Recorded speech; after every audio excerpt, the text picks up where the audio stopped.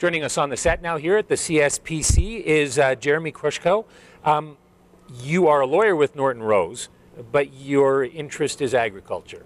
I am. I head up our agriculture practice in Canada, and our practice really is potash to Parliament, everything from inputs to policy. Okay, so you've been involved with this this organization since its inception, correct? With CSPC, and you're looking at agriculture. How has it changed as far as the focus may go when it comes to science policy from the first conference to today? Yeah, it's interesting. I think actually this is the first conference in which we've had a full agriculture stream and taking advantage of the location here in Alberta, obviously. But also the increasing importance, I think, and the prominence of agriculture and agricultural policy in Canada and on the world stage.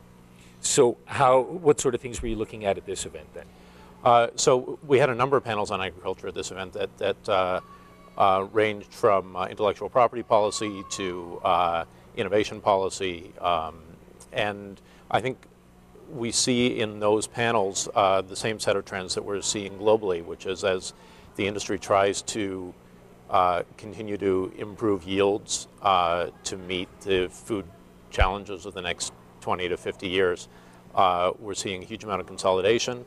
We're seeing a huge amount of innovation in the industry, and all of the panels had intense and interesting discussion of those challenges. Is the information, I mean, one of the things that they've talked about here that I've noticed with other sectors is that the information of what's happening in the industry as far as research and development goes sometimes doesn't quite make it to the policymakers in time, or, you know, there isn't a steady stream of not cohesiveness, of cooperation between the two. Do you find that, or yeah? Yeah, I think people in the industry in Canada find that challenge. They have over the last number of years. I think those pathways of communication are improving, in part thanks to what the conference is doing here, but also, again, in part to the increasing recognition of the importance of food security and productivity challenges that the industry is facing. When you look at the situation in Canada, you talk about consolidation, so we're getting a lot fewer small farms and more large farms. How is that changing the industry? Well, large farms are big investors in innovation. They're one of the data points that came out of one of the panels on Monday was you know, the largest farms are investing $500,000 a year in new technology, and it's clear, you know, technology, everything from GM seeds and improved crop yields, reduced fertilizer use, all of those things that are being driven by seed innovation are combined with you know, GPS and remote operated vehicles and all kinds of you know, large scale and industrial innovation, and it's the large farms that are able to make those investments and are able to capitalize on those efficiency gains. It's also, there's naturally going to be consolidation as a generation of farmers retire. The average age of a farmer in Canada is now over 55, and here, as in the rest of the industrialized world, there's a succession problem that farms are facing. So there's going to be a certain amount of consolidation as the generational shift happens.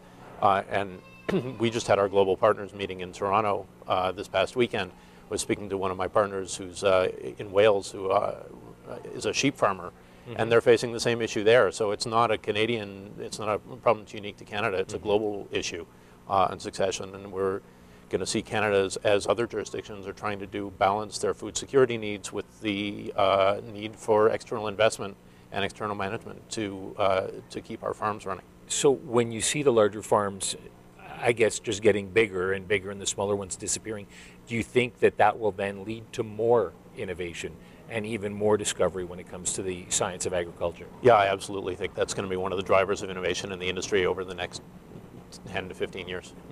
What do you do with the information that you've managed to gather from this event now?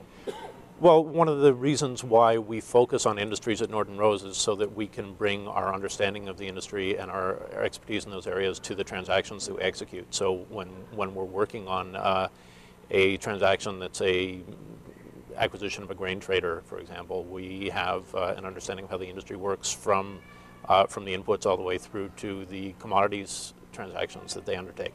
So that allows us to execute transactions more efficiently. It allows us to provide better advice, and that's the goal in trying to maintain our learning and our understanding of the industry.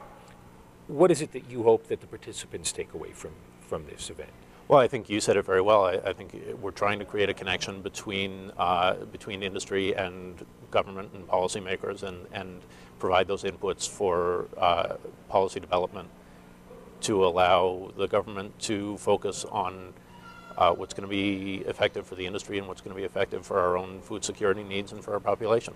Jeremy, thank you very much for your time. Thank you. We've been chatting with Jeremy Grushcow.